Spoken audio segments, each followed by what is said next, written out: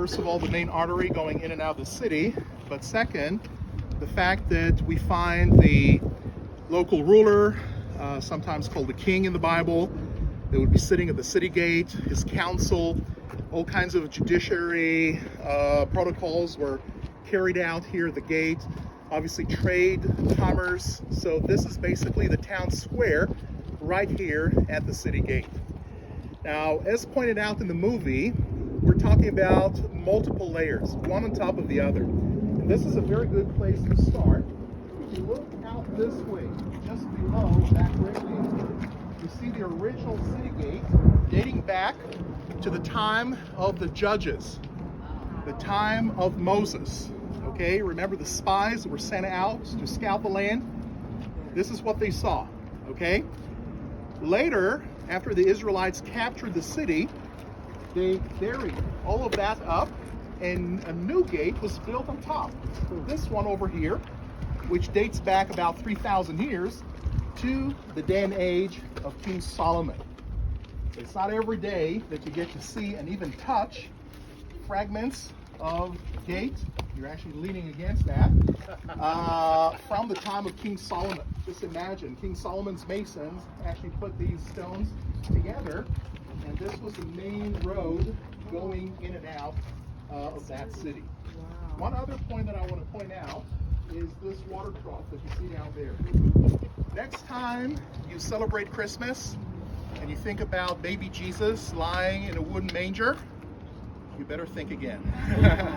In reality, he would be lying in something more similar to this. Wow. Okay? Wow. Mangers during the Old Testament period and New Testament are made of stone, not wood. Remember, this is the Middle East. Much of the imagery that we have today of the Holy Family, etc., is essentially European traditions, where obviously wood is more common as a building material, and that's why we have a lot of those misconceptions. Joseph being a carpenter in the modern sense of the word, rather than a stonemason, as well as this type of water trough, which in reality were made out of stone. Makes more sense. Okay? All right, let's move on. Yes? Did you say this thing right here? Yeah, The one down this here. is a manger right here. See? Oh, the little one, yeah. Yeah, I see.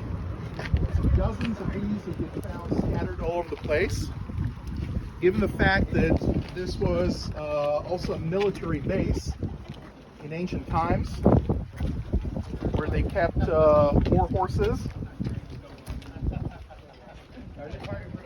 Where are the jets coming from that we're hearing? Well, there's an Air Force base. You see one of them landing as we speak. See that? Ridge line. Yeah. I thought See so. a fighter jet landing. I thought so. And so there's an Air Force base not far from here in this valley called Ramat David.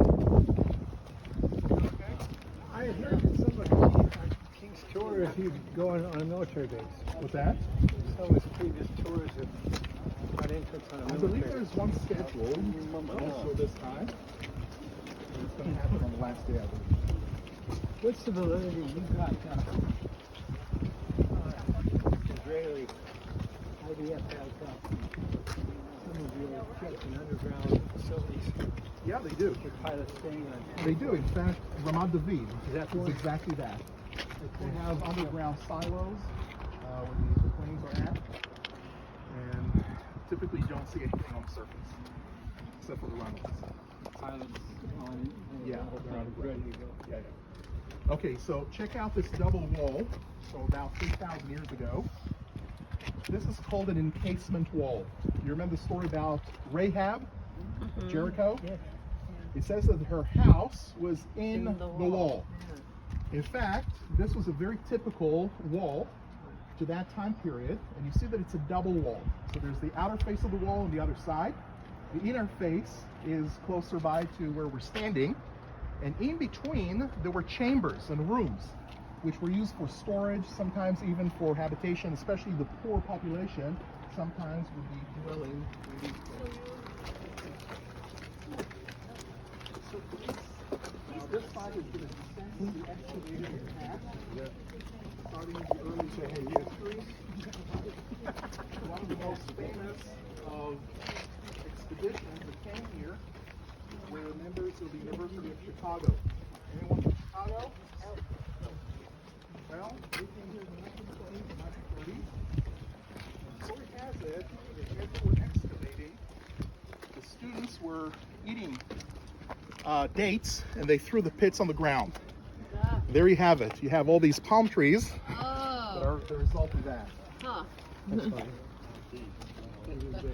They left their mark on the side. So they're date trees? No, we're eating dates Uh-huh. through the seeds on the ground. So how did it become a palm tree? Bingo. The date palm tree. Oh, are dates come from palm trees? I didn't know that. They're still going. It's not really active archaeological dig in the normal sense of the word, but rather reconstruction works. You see the Straight ahead. is being reinforced there. The side has already been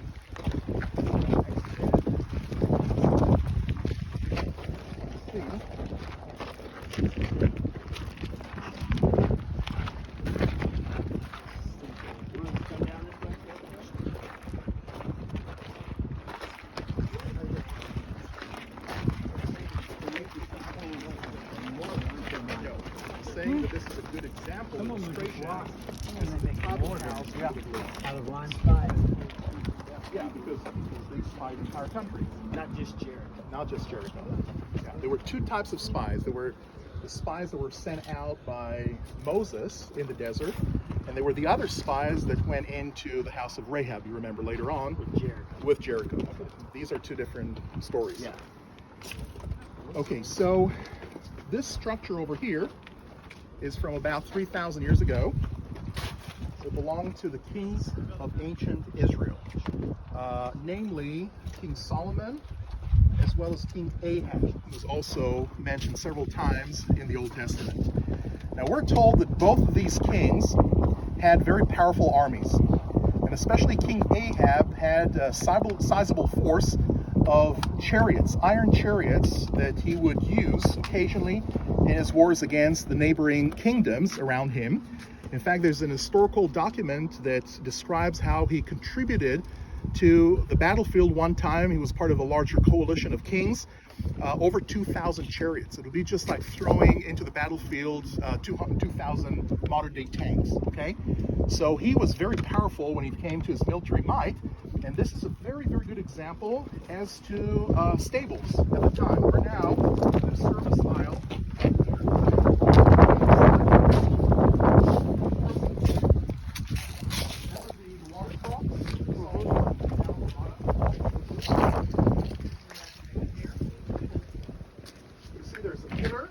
Another pillar, a water trough. The heads of the horses would be facing us. Okay, their back is there. Okay, so they're facing inward. It's the same thing, opposite side. You get this? Yeah. Okay, so we have one row of horses here, another one over here. Obviously, we're inside the building 3,000 years ago. There was a roof on top, and this is where they would fed. There was, straw, whatever, some water.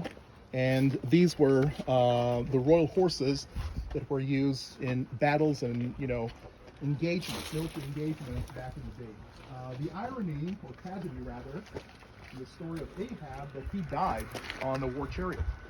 So he put all of his trust on equipment, on military, human military, but he failed to trust the Lord. Mm-hmm. And the irony, or the tragedy in his case, was that of all places, he was actually struck by an arrow and died on an iron chariot. Okay?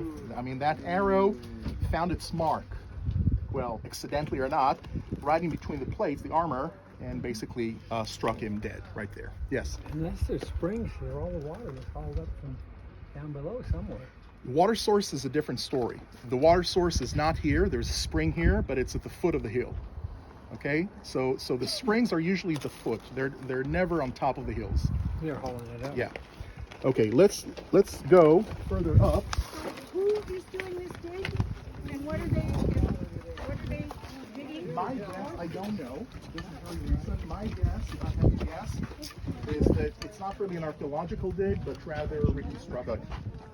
Because you see, they're reinforcing already existing walls. They're not digging.